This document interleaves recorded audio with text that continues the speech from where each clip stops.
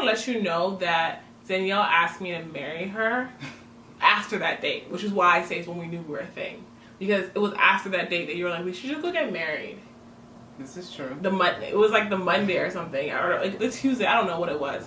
January 22nd is when we got married the following year. Yeah. But it was January something the year before that you were like, we should just get married on January 22nd. And I'm like, that's like next week, and you're like, yeah, we should just go get married, like whatever. Yeah. And I was like, don't play with me, because you know I'm the type. But we didn't get married that January 22nd. We got married the following January 22nd, which is our upcoming anniversary. Yeah, right around the corner. But anywho, the all-day date is what I would say gave us the foundation to be like, oh, we about to be together for real. Which was weird because we didn't do anything so like terribly romantic, but it was like our kind of romantic. Yeah, agreed.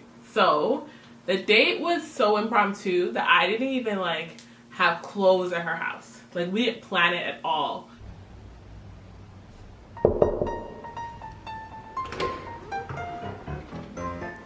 Welcome to Vlogmas. Welcome to Vlogmas.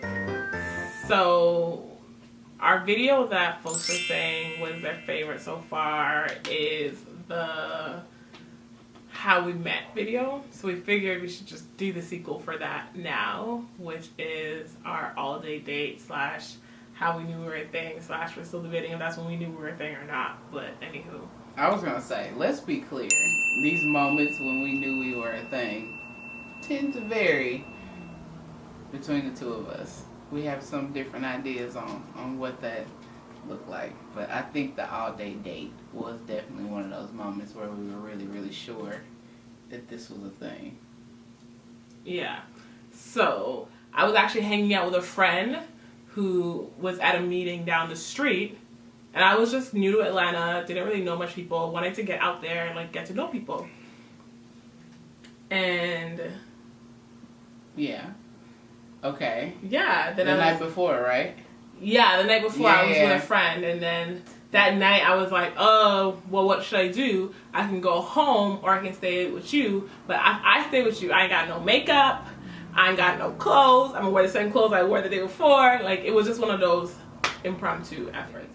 Because we were having the breakfast in the morning, and if I would have went back to Marietta that night, I would not have gone to breakfast with you. So I had to choose if I was going to go to breakfast with you, right, or go to Marietta and just like whatever, do whatever I ended up doing. But I was like, let me just chance it, which is a big deal. Like, if you know me, or as you get to know me, you realize for me to go somewhere without clothes and no makeup, the biggest thing is I had no makeup with me. And I was like, I'm really about to go out to this dinner, this like black... everybody in Atlanta breakfast. Yeah, sorry, my bad. Breakfast. Yeah. So this was the Lord Rustin breakfast, which is a really, really incredible event created to commemorate gay and lesbian folks who like had so much to do with civil rights things. So, and that was my second time going. The year before, I had moved to Atlanta, like, and had only been there for a couple weeks, and I went. So that time around that we went, I don't know, I was excited about it, but I don't know, it was weird to like go with someone like on a date. Like a not planned date. Right. And then we ended up like having our picture taken. Yeah. Like, we actually need to find that picture and like put it in here. Yeah, we had a picture taken, it was like on their... like on the official website and stuff. Yeah. I was going through it, y'all, because I was like, this one day I don't wear any makeup on my face is the day that my picture gets like blasted all throughout Atlanta. People are sending the picture to us. Yeah, for sure. And so the event was cool. Then we left there. And just to be, I want to add this part. Okay. The event was cool, but I want to let you know we went to the event at a time where we were definitely dating, but we weren't really like publicly, I would say, dating. I think we publicly started dating at that event because I had friends afterwards be like, oh yeah, like I saw you and Danielle, you know, she had her arm around you kind of thing. And I was like, okay. Because we were like still at the point where we were potentially might be like open to dating other people. I think that event was one of the points where we started being like, oh, we together. Yeah. Like, we together. I would say so. Yeah. Sure. We were publicly together, so we together. Yeah. Yeah. So then we left there and went to the theater. Yeah, we went to watch Fences. Fences. Oh my goodness. And we were both in this theater like crying and like having a whole ugly crying. Like, ugly crying. Fences is incredible. Incredible, but like really an example of like trauma, like some real trauma like we go through as like Black folks. And I think we hadn't even talked about some of that trauma with each other yet. Yeah, so it definitely provided a good I guess like just a good opportunity for us to like talk through some of this, because then we left there and went to a park, right? Yeah, we went to Piedmont Park. Piedmont Park, okay. We went to Piedmont Park and walked around for a couple hours and like debriefed about what we felt with the movie and things like that.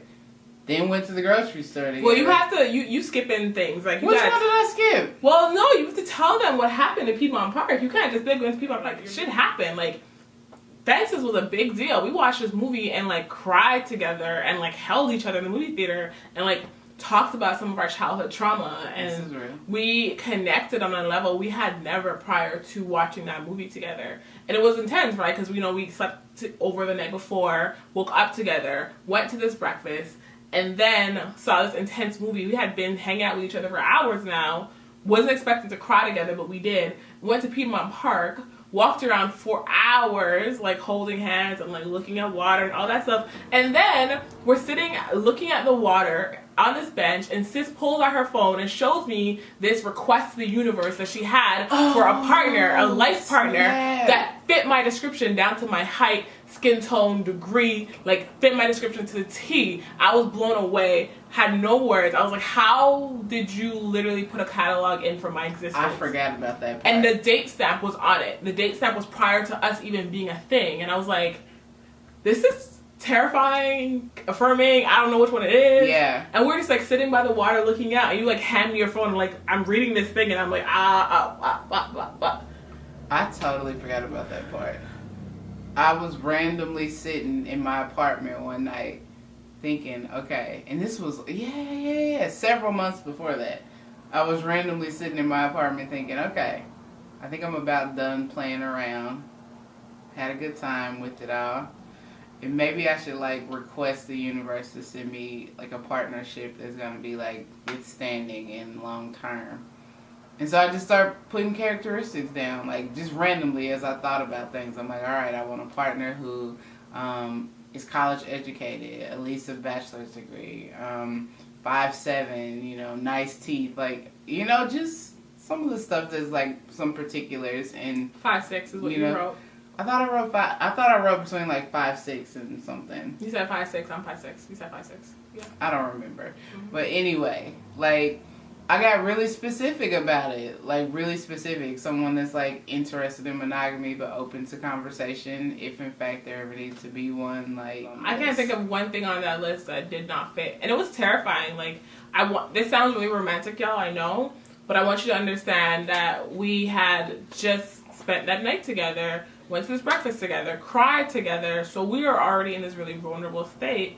And then we're sitting there looking at the water in Piedmont Park, and she just hands me the phone. And I know it sounds romantic, but I want you to understand I was so startled because we were dating, but we weren't necessarily like talking marriage or anything like that. So I would like legit, I was shocked.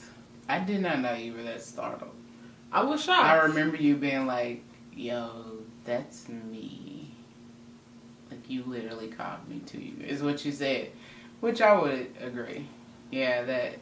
But, I've heard it said over and over and over again. Get specific in what it is that you desire, and it will be granted.